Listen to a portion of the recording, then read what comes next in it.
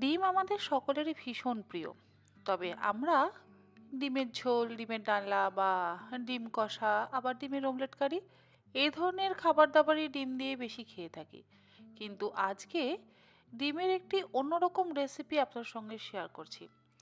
আমি জানি না এই রেসিপিটির নাম আপনারা আগে কখনো শুনেছেন কিনা বা আপনারা কখনো বানিয়ে খেয়েছেন কিনা। রেসিপিটার নাম হচ্ছে ডিমের আকুরি। ভীষণই পুরনো একটি রান্না, আর খেতেও হয় অত্যন্ত সুস্বাদু, বানাতে সময়ও লাগে খুব কম। আর এই ডিমের আকুরি বানাতে গেলে কিন্তু হাঁসের ডিমেরই ব্যবহার করতে হবে। তবে যদি আপনাদের হাঁসের ডিমে কোনো সমস্যা থাকে তাহলে আপনারা দেশি মুরগির ডিম বা পোলট্রির ডিম দিয়েও এই রান্নাটা অবশ্যই করতে পারেন। আমি এখানে ৬টা হাঁসের ডিম পরিমাণ মতন জল আর হাফ চা চামচ লবণ দিয়ে সেদ্ধ করতে বসিয়ে দিলাম। আর ইলেকট্রিক চপারের মধ্যে আমি নিয়ে নিলাম একটা বড় সাইজের পেঁয়াজ, তার সাথে 4টে কাঁচা পাকা লঙ্কা, হাফ ইঞ্চি আদার টুকরো আর 3 কোয়া রসুন একদম মিহি করে কুচিয়ে নেব। আপনারা চাইলে বটি বা ছুরি-কাঁচির সাহায্যেও এই কাজটা অবশ্যই করে নিতে পারেন। ছোট করে কোচালে কি হবে, ভালো হবে। তবে আপনাদের যদি একদম মিহি কুচি করে কাটতেও সমস্যা হয় তাহলে আপনারা বেটেও নিতে পারেন, তবে একদম মসৃণ করে বাটবেন না, যাতে একটু দানা দানা থাকে ঠিক সেরকম ভাবে বেটে নেবেন। আমার পেঁয়াজ, আদা, রসুন, কাঁচা লঙ্কা একদম মিহি করে কুচিয়ে নেওয়া হয়ে গেছে। এবারে একটা বাটির মধ্যে নিয়ে নিচ্ছি একটা পাতিলেবুর রস, আর তার মধ্যে দিয়ে দেব 1 চা চামচ পরিমাণে চিনি। ডিমের আকুরি রান্নার এটাই হচ্ছে আলাদা স্পেশালিটি। এইভাবে কিন্তু অন্য কোনো রান্না আমরা কখনো করিনি।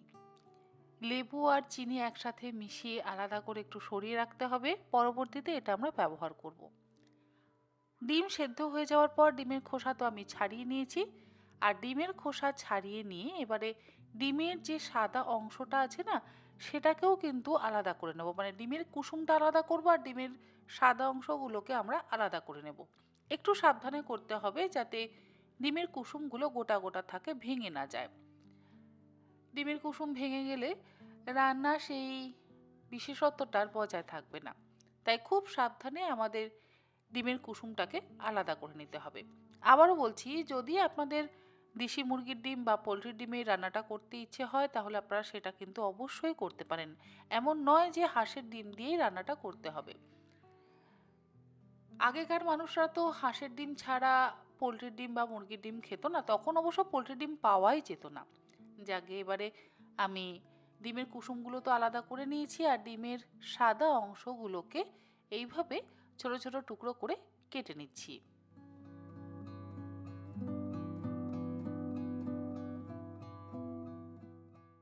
রান্নাটা করবার জন্য কড়াইতে দিয়ে দিচ্ছি 3 টেবিল চামচ পরিমাণে সাদা তেল, তার সাথে 2 টেবিল চামচ পরিমাণে সর্ষের তেল। সাদা তেলের বদলে 1 থেকে 1.5 টেবিল চামচ পরিমাণে ঘিও এই রান্নাতে ব্যবহার করা যেতে পারে। আসলে এই রান্নাটা কিন্তু সর্ষের তেল আর সাদা তেল না মিশিয়ে সর্ষের তেল আর ঘি দিয়েই করা হয়। অনেকে আবার শুধু ঘি দিয়েও করেন, কিন্তু ঘি দিয়ে করতে অনেকের যেহেতু একটু অসুবিধা হতে পারে, সেই জন্য আমি সর্ষের তেল আর সাদা তেল দুটো তেল মিশিয়ে করেছি। তেল ভালোভাবে গরম হয়ে যাওয়ার পর এর মধ্যে আমি দিয়ে দিলাম কুচিয়ে নেওয়া পেঁয়াজ, আদা, রসুন আর কাঁচা লঙ্কা। এবারে গ্যাসের ফ্লেমটাকে হাইতে করে দিয়ে মিনিট 3-4 সময় ধরে ভালো করে ভেজে নিলাম। ভাজা হয়ে যাওয়ার পর এর মধ্যে আমি দিয়ে দেব দুটো ছোট সাইজের কুচিয়ে নেওয়া টমেটো। টমেটোটা দিয়ে আবারও গ্যাসের ফ্লেমটাকে হাইতে রেখে 3 থেকে 4 মিনিট ভেজে নেব। রান্নাটা হতে কিন্তু সময় খুব কম লাগে, আর রান্নাটা হয়ও ভীষণ সুস্বাদু। উপকরণ যে খুব বেশি লাগে তা কিন্তু একেবারেই নয়। টমেটোটা দিয়ে এবারে ভালো করে আমি কষিয়ে নিচ্ছি, আর যখন পেঁয়াজ আর টমেটোটা ভালো করে ভাজা ভাজা হয়ে যাবে, তেল রিলিজ করতে শুরু করবে, তখন এর মধ্যে দিয়ে দিলাম স্বাদ অনুসারে লবণ, 1/4 চা চামচ পরিমাণে হলুদ গুঁড়ো আর কুচিয়ে নেওয়া ডিমের সাদা অংশ। এরপরে গ্যাসের ফ্লেমটাকে হাইতে করে দিয়ে আরও মিনিট 2-3 সময় ধরে ভালো করে একটু ভাজা ভাজা করে নিচ্ছি।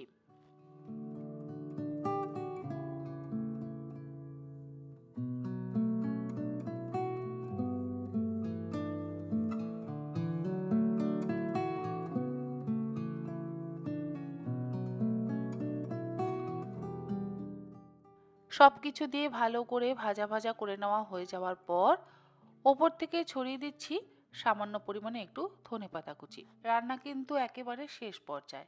আর ধনেপাতা কুচিটা দিয়ে ওই 15 থেকে 20 সেকেন্ড একটু ভাজা ভাজা করে নিলাম। এবারে এর মধ্যে দিয়ে দেব ওই যে পাতিলেবুর রসের মধ্যে চিনি আমরা মিশিয়ে রেখেছিলাম সেটা। সেটা দিয়ে গ্যাসের ফ্লেমটাকে হাইতে করে দিয়ে আরও 15 থেকে 20 সেকেন্ড একটু ভাজা ভাজা করে নিচ্ছি। ডিমের আকুরিতে এটাই হচ্ছে বিশেষত্ব, এই পাতিলেবুর রস আর চিনি একদম শেষে মেশানো। আর তারপরে দিয়ে দিলাম ডিমের কুসুমগুলো। ডিমের কুসুমগুলোকে দিয়ে এবারে হাই ফ্লেমে একটু ভাজা ভাজা করে নিয়ে গ্যাসের ফ্লেমটাকে বন্ধ করে দেবো। তৈরি হয়ে গেল দুর্দান্ত স্বাদের ডিমের আকুরি। আমি জানি না আপনারা এই রান্নাটির সাথে পরিচিত কিনা, তবে রান্নাটি কিন্তু বহু পুরনো এবং একেবারে অন্যরকম। ভাতের সাথেও ভালো লাগবে এবং রুটি পরোটার সাথেও খেতে অসম্ভব ভালো লাগবে। আশা করি আমার আজকের এই বহু পুরনো দিনের একটি রেসিপি ডিমের আকুরি আপনাদের ভালো লাগলো। ভালো লাগলে আপনারা অবশ্যই একবার অন্তত বাড়িতে বানিয়ে খেয়ে দেখবেন। আমার মনে হয় আপনাদেরও ভালো লাগবে। আজকের মতন এই পর্যন্ত। ভালো থাকবেন সকলে।